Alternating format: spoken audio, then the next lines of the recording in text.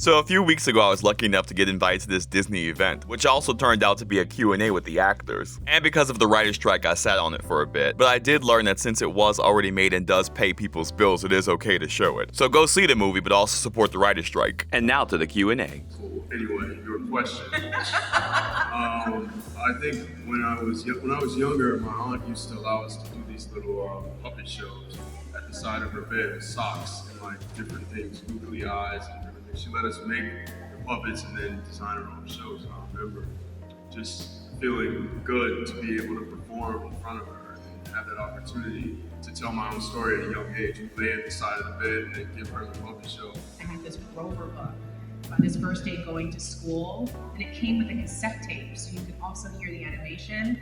And it was so cool to hear this little guy, and I don't like baloney. Like, I think about it all the time, but like him trying to make friends, and by doing so, he was compromising his boundaries. And I just thought that was so powerful. Like, even as like a 4 or 5 year old when I was reading it, I just was so impressed by the storytelling that was in there, and I loved being able to share it with people.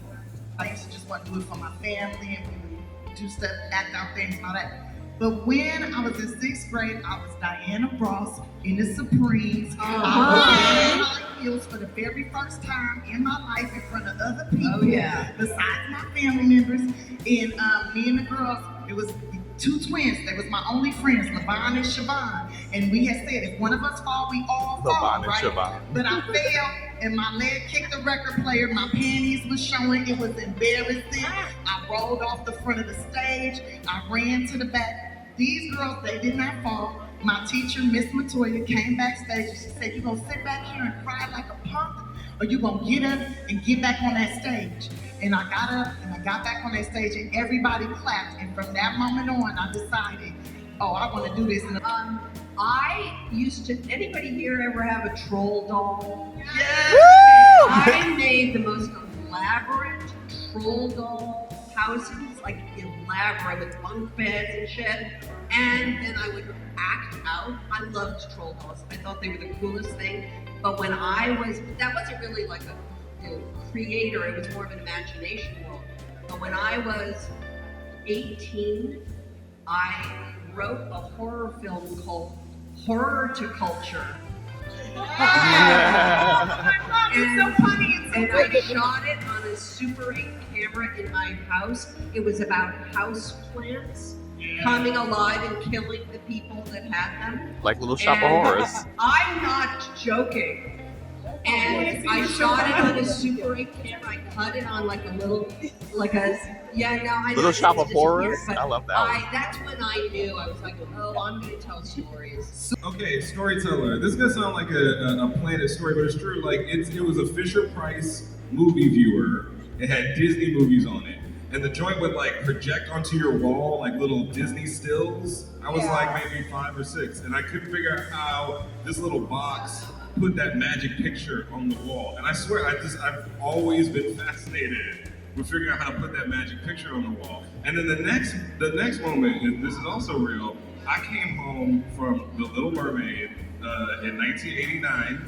I was in elementary school, burgeoning, homosexual, didn't know it. But the point is that I was blown away by this musical movie extravaganza. And I would spend all this time trying to like draw Ariel and the crabs, and I'm really bad at that. And I was like, wow, I wish there was some way to translate this passion that I feel into a job. And so when I realized, oh, you could be a director, that was actually, I was like, okay, that's my pathway. Jamie Lee Curtis, National Treasure, could not sit down. That's how dope these costumes were. But they were beautiful, Worth the it. detail, and the artists behind them, And the the- seamstresses. That head wrap. Oh, the head wrap was everything. It fit me perfectly. They made it to my peanut head. So no matter what I did, it was on there. It was fine. I'm like, they need to make all head wraps like this. Yeah, Black people, I'm excited for y'all to see this, especially for a specific relationship dynamic that takes place in the film, where a younger Black man and an older Black man have a positive relationship. It's like a father-son kind of relationship. I think it's beautiful to show that on a platform like this, because we never really see that in these big movies. And so I'm excited for y'all to see some Black love take place in a way we don't see a lot. Woo! Give it up for Black love! One of the things As I a was shout like, out to Chase Dillon, Oh, who's yeah, Dillon Chase Dillon, plays man. my son in this. Woo! Character, you see her having that audience reaction to seeing that dynamic and that relationship bloom, and it is one of the most beautiful things I've ever seen in life and on screen. one of the things that I love about this movie is that it does a lot of stuff that's really fun that I've always wanted to do as a filmmaker. It's a huge, sweeping, canvas, and there's set pieces, and there's jokes, and there's all this stuff.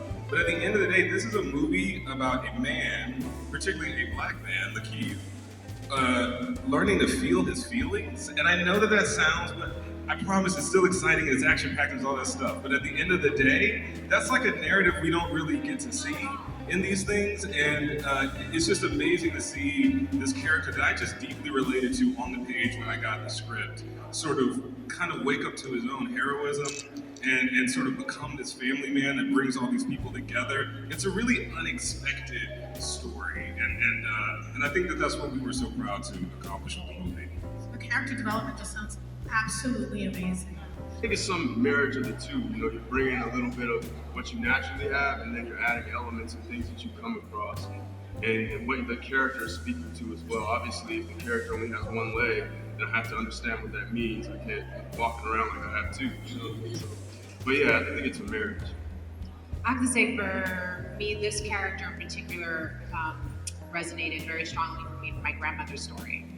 And so it was really, I miss her. She was my favorite person on the planet.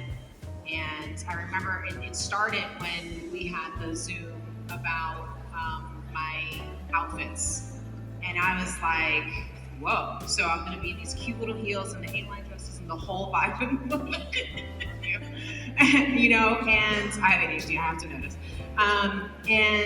It was like to think of this woman in this situation and like little things like I want her hair to be short so she can always still look presentable because that's clearly very important for her. My grandmother was like, they're raising 5 kids on her own, but like she was never gonna show you the struggle. The struggle was always real daily. I mean, there were whole years where she basically starved herself just on subsisting on cigarettes and alcohol and coffee because she was not eating because she could not afford to eat and feed her 5 kids. But you would never know it the way she presented herself. There was just a level of pride and like excellence that she always kind of strived for. And so just that best foot forward kind of mentality was like something so beautiful sort of to connect with. And the character is not like her, but she is definitely the essence of her. I was trying to channel her spirit in this, and it's beautiful to watch. Like I love immortalizing that energy for other people to see. That's a great way to honor your ancestors. It's beautiful. I build it from a perfume. I do. I'm an olfactory. I'm one of those people where perfumes create memory for me. So I try to build it on a perfume. But ultimately what I'm trying to do, so the best example is, because it's the most recent one, is Everything Everywhere All at Once. I know Deirdres. I know them. I know their sadness. I know their loneliness. I know the fact that they feel like the world doesn't care about them. I also know what it's like to turn your job into a position of power because you feel very unloved and unseen. Obviously, that has nothing to do with Haunted Mansion coming out July 28th for Disney. Now, spooky, we're in Louisiana. Did y'all do any rituals? They all knew better and just said no. Follow me for more and support the writer strike.